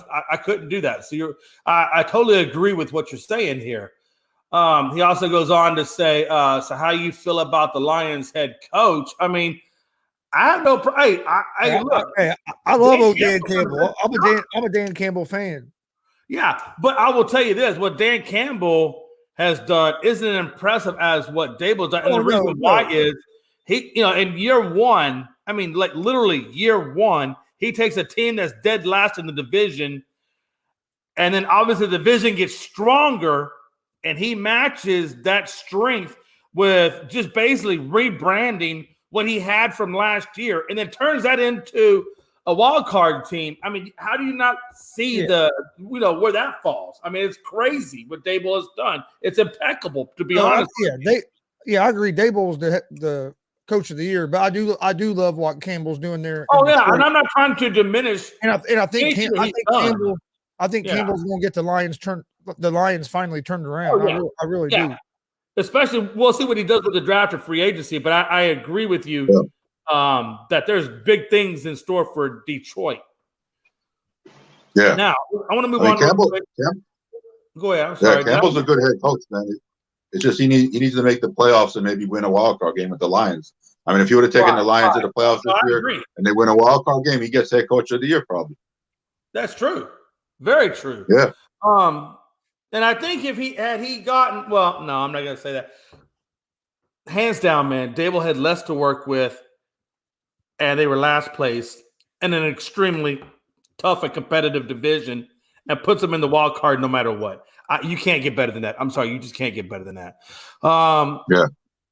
When you look at offensive and defensive rookies of the year, I thought it was interesting, and we're going to break them down individually. But, guys, I thought it was interesting that both rookies came from the New York Jets. How weird is that? And it's in the same draft that they hit two rookies of the year in the same draft. I'm just trying to tell you what Saleh, how you want to say his name, is doing over there with the Jets. It's working because he drafted extremely well with what they had. Think of this, though. Brees Hall don't get hurt. They could have had three of them. Oh, absolutely. They could have maybe number one. Yeah. They could have maybe number one and number two in the offensive rookie of the year category. Yeah, I mean, honestly, you would have had three potential, rookies of the year. I mean, it's incredible. I mean, like I said, what he did with that draft class is just ridiculous. And anyway, so speaking of that, Gonzo, man, I mean, let's start off with Garrett Wilson, man. Phenomenal season. More so, I thought it was phenomenal given the fact that he had several different quarterbacks to work with in that single year because they couldn't pinpoint who's going to be the starter because of injury or whatever else. What did you think about it? Garrett Wilson getting the rookie of the year. Man, the offensive rookie of the year for me I thought it was a little harder. I think Garrett Wilson deserved it, but I think you could have made an argument for Kenneth Walker as well, the year he was having in Seattle. Yeah, that's a good point, man. Out there in Seattle, and what he did with Seattle was stupidly good. And then with Brock Purdy, I know Brock Purdy came in later in the year, but what he done there with San Francisco, if he would have played more of the season, if he'd have played more of the season, I think he would have had a good shot at it. But I think Garrett Wilson definitely deserved it. But I think this one was a little bit closer than some of the other categories. Yeah, I didn't even. You know what? I'm glad you said that, man, because it really makes me think. I think if I had to vote for offensive rookie of the year, I would have gone with Purdy with this, just because. And I say that because I think it's harder for a rookie to be a quarterback than a rookie to be a receiver. And I think for what he did and how he got that team into the playoffs, had he not gone down with injury, we could be talking about Purdy in the freaking Super Bowl, crying out loud. And the thing about Purdy was it wasn't like he just came in and they were winning despite of him. All the offensive numbers got better when he came in. So yeah, I mean he was a big part of it. It wasn't just and he filled in. Yeah, he filled in like he was a veteran, ready to go. So you know what? I'm going to challenge this one. I'm going to say they got it wrong, Gonzo, because and I didn't really think about it, but yeah, I think what Purdy has done this year and what they've asked of him is incredible. And so I'm going to go with him. Mine is Purdy. But I understand Garrett Wilson got the. They won like 12 games in a row with after Purdy became quarterback. Yeah. Big shot, Rob. Offensive player of the year, Garrett Wilson, Purdy. What are we looking at? Yeah, I think Purdy definitely should have got it, but I think the only reason he didn't get it is because the type of team he was playing with, a stacked team. 49ers were number 1 in the league in defense this year. You look at all the weapons he has around him: Christian McCaffrey, Debo Samuel, obviously George Kittle, and the other wide receiver. What's his name? The other guy, I forgot his name. Oh yeah, Ayuk. Ayuk, yeah, Brandon Ayuk. So yeah, you put those weapons around him. I mean, any quarterback with those type of weapons could play well. But the fact that he won 12 games in a row and got him the NFC Championship, and the fact that he got hurt in the NFC Championship game, if he wouldn't have got hurt in that game and he would have been at full strength, maybe the 49ers win that game and they're in the Super Bowl right now. Like you just don't know. Now But, I will say, hey, I think I would go with Purdy too. Yeah, to what you're saying with he did have a great, he had a great team. I mean, if you're gonna be Mr. Irrelevant and you want to come into a team and be successful, the 49ers team was the best team to come into. So, I mean, I understand that as well, but still, and we all know, man, look, when you're Mr. Irrelevant and you come into a big time game situation and all the way the world is put upon you, even still with the team and the situation he came into, which was a great situation, it's still really hard to translate into success because you know why? Good example was when he got hurt and they put a 16-year-old veteran in there and Josh Johnson, and he couldn't do shit with it, really. That just kind of goes to show you that Purdy, it takes more than just, having great weapons to be successful. You have to still go out there and execute the game plan and get the ball to those weapons. You know what I'm saying? So that's why I think Purdy, really, in my opinion, I think they got it wrong. I think Purdy should have been it. That's just my opinion. Let's go to defensive rookie of the year real quick. Sauce Gardner got it for Detroit, and I'm all about Sauce Gardner, man. Hey, from the secondary and what he did this year, I'm perfectly okay with Sauce Gardner getting that award. But Gonzo, what do you think? Did they get that one right? Yeah, I think they got this one right. I mean, as dominant as Sauce Gardner was as a corner in his rookie season of the NFL, I mean, you just don't see that. It's unreal. You don't see corners come in and make that kind of impact in the rookie season very often. So for him, for why he done this season, yeah, I definitely think he was the right guy for defensive rookie of the year. Nothing against like Aiden Hutchinson had a great season as well. So I mean, nothing against not putting him down. I just to be that dominant as a rookie at the corner position when you're going against these quarterbacks that are can see the defense and I mean a lot of these great quarterbacks, that's what they make their name by, is knowing what the defense is going to do before snap. And for him not to get burnt a lot like a lot of rookies do and to be as dominant, I just think it was real impressive. Oh, absolutely. Sauce Gardner, man, rookie of the year defensively. Rob, big shot Rob, man. What are we looking at, brother? They get it right? I think he deserves. Yeah, I think they got it right, man. This guy comes in as a rookie. The way he shut down some of these wide receivers this year was amazing, and playing against some of these great quarterbacks, I think he did a great job. And I think the NFL definitely got it right with Sauce Gardner, defensive rookie of the year. All right. The last official award was Man of the Year. They gave it to Dak Prescott. I'm not going to spend a lot of time on this because basically it's who gave back most to the community. And Dak Prescott, I do know he does do a lot for the community. So did I miss one? Jay. Come back. Which one did I miss? Oh, damn, you're right. I did miss it. I apologize. Oh, I missed two. Because I also missed. Let me go back. Let me rewind for a second. Assistant Coach of the Year. I missed that one. D'Amico Ryans. And D'Amico Ryans now is the defensive coordinator. No, he's now the head coach of the Houston Texans, and rightfully so.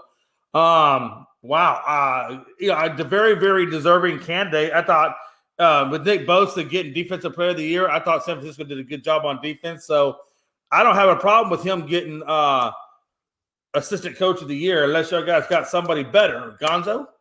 No, I don't have a problem with it. I mean, it's hard to argue. We had number one ranked defense almost all season. Yeah. It's just an eye test. If you watch that 49ers defense play, man, Well, you know how big a fan I was because I was on them the whole year, pretty much. Yeah. As soon as Jimmy G took over, that's when I started saying 49ers were going to go to the Super Bowl, and I still believe that they would have had a good chance to if Purdy wouldn't have got hurt. But yeah, DeMeco Ryans had that defense playing. I mean, yeah, you can make an argument. I think for Steichen. I don't know if I'm saying his name right, but the offense coordinator for the Eagles, just as good as that offense had looked all season and been up there, and how good the Eagles was. But I don't think I don't think you make a big argument about DeMeco Ryans getting it. I think the right guy got it. Yeah, absolutely. I'm right there with you. And then we get into comeback player of the year. Hey, you didn't let Big Shot Rob go yet. Oh, damn it. I'm missing people. I'm sorry. I apologize. My brain's out of fluid. Big Shot Rob. Yeah. What do you think outside of DeMeco? Yeah, I think they got it right with DeMeco Ryans. I mean, you look what this guy did this year with that 49ers defense, and what they did against some of the top, offenses in the league. I remember when Miami went out to play them, they completely shut down Miami. Tua didn't know what he was doing, But I think the only offense this year that went into San Francisco this year and played really well and beat them there was Kansas City. Kansas City went in there, I remember, and played them, and they just beat the brakes off them. And obviously when they played Philly, Philly was tough too. But they didn't have Brock Purdy. They were dealing with injuries and stuff. But man, when they played Kansas City, Kansas City just beat the brakes off them. And that was the last game they had lost. You remember in Super Bowl 50? Yeah. That was the last game they lost was the Kansas City. I think they got it right. And then won that 12-game winning congratulations to DeMeco Ryans, assistant head coach of the year, and I'm sure he's going to do great with that Texans team and get them back to playing well. They'll definitely do something with that defense, and they just got to figure out the offense there. Yeah, Anthony Price goes on to say that he was going back to Sauce Gardner being the next Revis. We'll see. It's certainly off to a good damn start. So then the next award is comeback player of the year, Geno Smith. I gotta be honest with you, I was in agreement with him being comeback player of the year. The guy, when he first came into the league, he had a 35.2 QBR, horrible, just bounced around from place to place to place to place, all over the damn league, and then makes his way over to Seattle, sits behind Russell Wilson for 3 years, and then when he finally gets his start, when they trade Russell this year, he puts out a 101.6 or 7 QBR. Well, I don't know what you guys look at, but 35 QBR is the start of the first go-around. And then decade and a half later, puts up 101 QBR. If that's not a comeback player of the year, I don't know what is. Now, you can look at injuries being comeback player of the year or whatever, but there's a lot of different things that could be a comeback player of the year. And this one, resurrecting your career, even though it was a really good situation to resurrect your career in, is a great place because, Pete Carroll resurrected his career in Seattle when they got that Super Bowl from when his first extent was with the Patriots where he was horrible. So if Pete Carroll can resurrect his career there, why can't Geno Smith resurrect it the same way? And again, it is what it is. But Anthony Price is saying should somebody else be comeback player of the year? What do you guys think, Gonzo? I would have gave it to Saquon Barkley this year if it had been my choice. And nothing against Geno because he had a great year as well. Yeah, Geno had a great year as well, but Saquon had a great year there with the Giants and basically with no wide receivers. He basically helped lead that Giants team to the playoffs. And so I thought Saquon would have been my choice, but I'm not going to make a big stink about it being Geno Smith either. No, again, I was wrestling back and forth between Saquon and Geno as well. Actually, I was throwing Christian McCaffrey. It was a three-way battle for me. I mean, honestly, that was a three-way battle for me. So, if you want to put McCaffrey, Geno, you can almost throw Barkley in there, you can almost throw Daniel Jones in there. Yes, but because he would be a weak sport. Because he was on his way out. He was on his way out of New York, and he's basically played his way into an extension. I wouldn't put him up. I get what you're going, and I put him in there. I put him in there, but I think that there's other players that have stronger. That's what I'm saying. Stronger argument or Gino, but I mean, he was making a case for himself because of the way he turned his career. Like I said, if you want to throw Daniel in there, I'm okay with throwing him in there. I just feel like there's stronger cases. That's all I'm saying. Stronger cases. No, I agree. But I understand you wanting to throw Daniel Jones in there because, quite honestly, Daniel Jones was on the trade block, at least rumored on the trade block several times that I've heard of. So I understand how you feel about that too, Rob. Well, they had said they didn't pick up his 5th-year extension. So I mean, he was playing for his job in New York. Yeah, he was playing for specifically, yes, he was playing for his job. And that's what I was trying to say though. I mean, like the only difference between Gino and Daniel Jones is Daniel Jones was able to resurrect his career quicker because he went from one crappy coach to one great, excellent coach. And we know what he did with Josh Allen. Gino never had any of that. Gino was set up for failure since day one with the Jets. And then he just bounced around until he could finally get on the playing field. But once he got on the playing field, you saw what he did. So I think, they're the same situation. It's just one took a little longer than the other because he didn't have the luxury of getting Dable as his mentor before he was released. I mean, so however you want to look at that. But Rob Scott, man, who you got, brother? Rob, you're muted.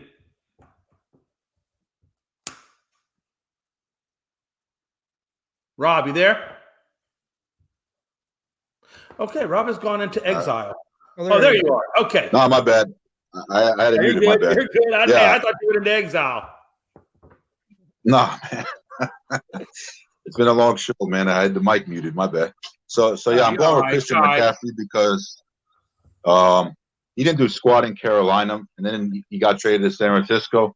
You saw what this guy did when he got to San Francisco, man. He ignited that team, man. And it was just the perfect fit for him to go to San Francisco. I mean, he's a Stanford kid. He's from the West Coast.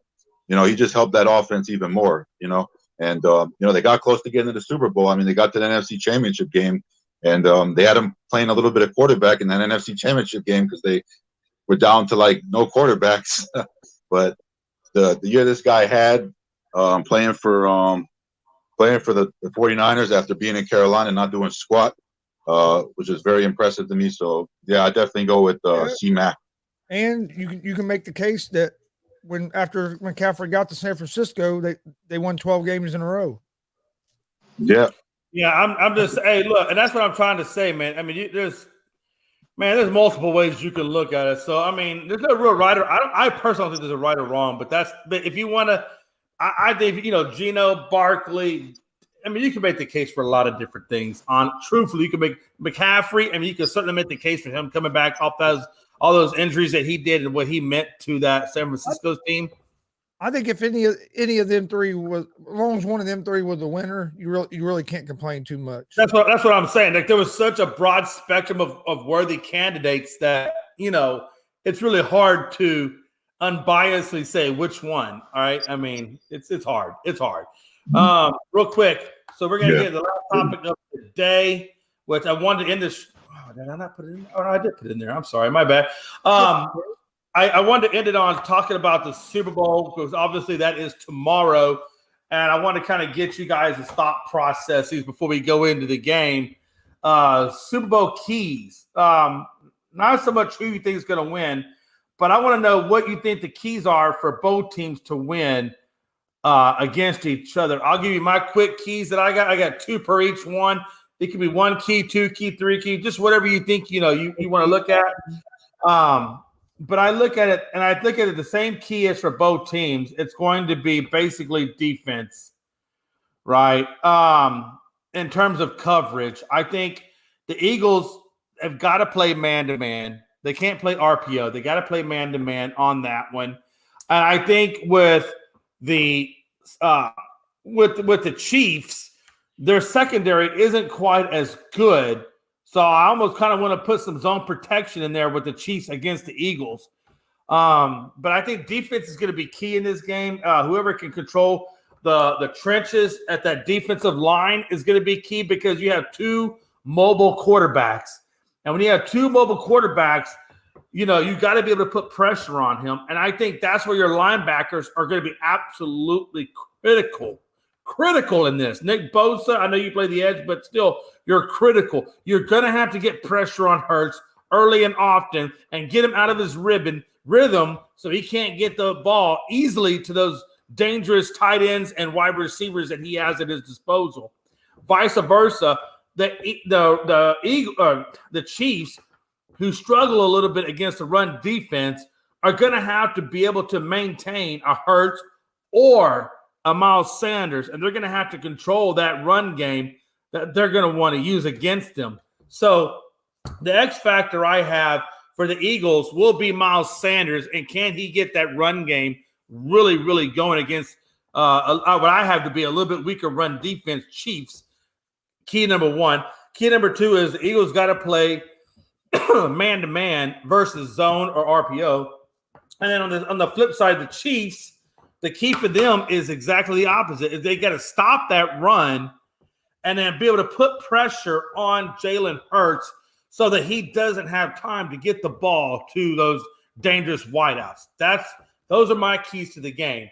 Gonzo, if you had to come up with keys to this game, what would your keys be for the Eagles, and which keys would you have for the Chiefs? Keys to the game for the Eagles to me is they got to establish the run game. I think if they can establish the run game, they're going to have a good chance to win this game. If they don't establish the run game, I think they could be in trouble because that's what the Chiefs are going to try to do.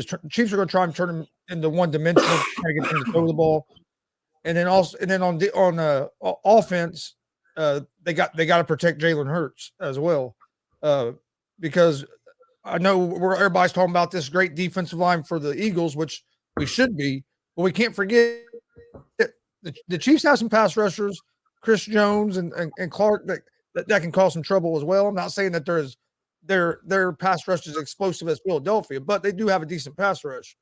For the Chiefs, I think the offensive line. Offensive line is going to have to give Mahomes some time. And then the other thing for the Eagles, I forgot to say, for the Eagles is it goes along with establishing that run game. Establish the run game and control the time of possession.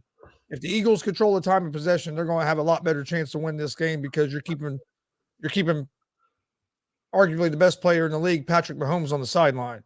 I think that's a big key for the Eagles. But for the Chiefs, you got to protect Mahomes, and then on defense, you got to stop the run. I have the Chiefs winning the game 27-24. I think it's going to be a last second field goal. Either team that wins, I think it's going to come down to the last second field goal. I think it's going to be one of the I agree. One of the better Super Bowls we've had in a few years. I think it's going to be a real competitive game. But I'm going with the Chiefs basically because of Patrick Mahomes and Andy Reid, just because of the experience. 27-24. And I can see that same score being flipped. I agree with you. I do think it's going to be a very close game. I think it could come down to a field goal. So you could probably flip that score for me, and I'm going to go the same way. I'm going Eagles though versus Patrick Mahomes for many a reason. Rob's big shot. Rob, who do you have? What are your keys for the Eagles? What are your keys for the Chiefs? And then who do you have winning? All right. I'll start off with the keys for the Chiefs. First off, the Chiefs' offensive line is going to have to be able to block, get that running game going. The Chiefs are using all three running backs. They just got Edwards-Helaire back, so they're going to have to be able to run the ball to open up the passing game for Mahomes, so he can find Kelsey and those other wide receivers. Second thing for the Chiefs is they're going to have to play great defense and be able to put pressure on Jalen Hurts and definitely be able to cover those those Eagles wide receivers because they are very good. Obviously, A.J. Brown and Devontae Smith, and they're going to have to also try to cover up Dallas Goedert, who's a very good tight end. And then, I would say that's pretty much it for the Chiefs. Now, for the Eagles, I would say Eagles are definitely going to have to get the running game going because that'll open up the passing game for Jalen Hurts, and he'll be able to throw the ball down the field, try to make those big plays to Devontae Smith and A.J. Brown and also Dallas Goedert. If they're able to run the ball, that's going to open things up for the passing game. Also for the Eagles, they're going to have to definitely put pressure on Mahomes. that defense is going to have to get to Mahomes and try to get him uncomfortable off his spot and just put pressure on that ankle, man. I know he's been off for like 2 weeks. He's had time to heal up, but, nonetheless, he's still hurt with that ankle. And another thing that the Eagles are going to have to do is they're going to have to try to take Travis Kelce out of the game.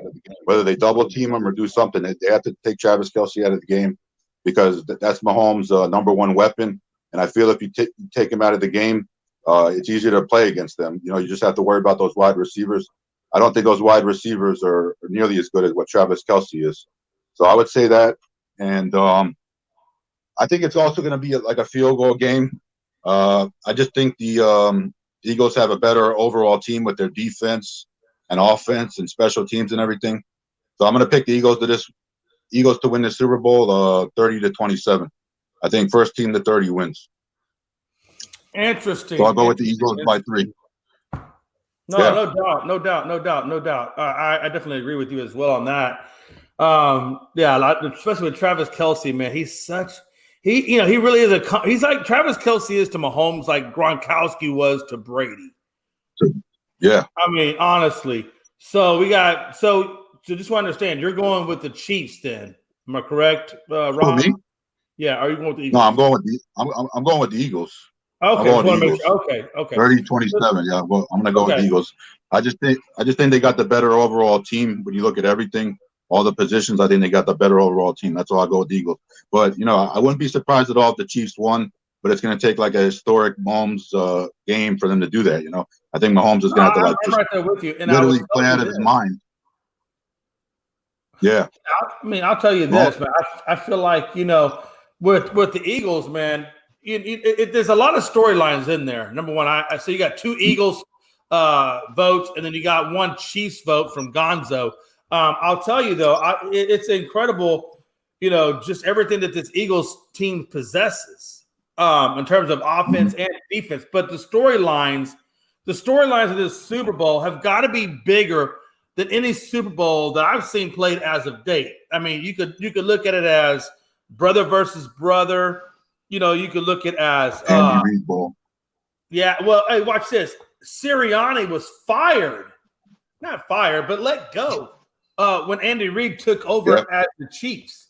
So you got to kind of like old guy let go versus new guy coming in, going at it, versus brother going at it, versus number 1 seed versus number 1 seed. I mean, it's just incredible the amount of storylines and the amount of things you can play off of this as to who's going to get the win and who's going to get that loss. You know what I mean? Mm-hmm. It's incredible. Yeah, I definitely agree, man. This is what the NFL wanted, and I think we got the right Super Bowl matchup for this year. I really do. I mean, I ain't gonna lie, man. Look, Gonzo will tell you, man, we had Bengals versus 49ers, okay? That's what we had. And I still would have loved to have seen that Super Bowl. But Joe Burrow's going to have to wait. Hey, watch this. Joe Burrow denied not once, but twice. That'd be alive, man. But all right, hey, we'll see if Patrick Mahomes can get his second Super Bowl ring, or will Jalen Hurts get his first Super Bowl ring? Question: if Jalen Hurts gets Super Bowl ring year number 2 in the league, man, how does that make him look going forward for future conversations? We'll have more on that. If he gets it, we'll talk more on that. That'll probably be a topic in terms of dynasties and where what does his career look like. The same thing. What if? Well, and even on this other side, Jay will be if the Chiefs win, we'll be talking about where it puts Mahomes getting a second Super Bowl in his first 5 seasons, 5-6 seasons. Yeah, Andy Reid would love to beat his old team and get that Super Bowl ring. Hey, I'm gonna tell you right now that makes Tuesday's show caliente, baby, hot. Tuesday. Oh yeah, that's what I forgot. We don't come back. It's not till Tuesday. I was gonna say Monday. We got shows Monday, but not unscripted. I know. hey, we haven't got to closing segments yet, so you just calm down. Jesus Christ! It's like you get a supermodel in your bedroom and you pre-ejaculate before you ever get to the sheets. Jesus Christ, Gonzo, damn it! Oh, man. I should have got me some of them Roman wipes. I'm just, hey, listen, man. I'm just saying, man. Final thoughts. We're gonna go in reverse order, man. We're gonna go in reverse order. On this one, Big Shot Rob, man, I'm glad to have you on the show. Hopefully, now that we've switched the show to 1 p.m., we'll have more Rob Strike. Big Shot Rob. We'll have more Big Shot Rob, man. Highlights as we go forward with the 1 o'clock show. Yeah. Well, now that we talked about the Super Bowl and that's wrapped up, man, the NBA trade deadline was crazy, man. You know, I'm just interested to see how all these moves, you know, affect these teams now, and which teams are gonna come out the best after the trade deadline. It's gonna be very interesting to watch. So, you know, I'm looking forward to that. And you know, they got the NBA All-Star game coming up soon after the Super Bowl. I believe it's next week. I think February 19th. So that should be fun. But you know, after the Super Bowl, obviously nobody cares about football, so we'll all be focused on you know, basketball and baseball season coming up, and it'll still be a great time to be alive and watching sports, no matter what. Yeah, absolutely. Gonzo, final thoughts, brother. Ready for a big weekend in sports tonight. If UFC 284, come join us. We're going to be doing a watch party and live reaction 8 p.m. Eastern tonight, live on YouTube, Facebook, and Twitch at Gonzo Sports Room and at the All Sports All Plays Network. You got Champ versus Champ with Islam Makhachev against Volkanovski. That should be a great card. Then tomorrow, Super Bowl. And like Big Shot Rob said, NBA trade deadline was crazy. So we kind of went from that back to the to the UFC, now to the Super Bowl. It's going to be should be a great weekend. I'm looking forward to the night, then really looking forward to the Super Bowl tomorrow. And then we got XFL starting next weekend. So it's right back to football. Yeah, make sure you catch Gonzo's Sports Room and Gonzo's GWR. There's so many acronyms, but yeah, check out Gonzo's Sports Room.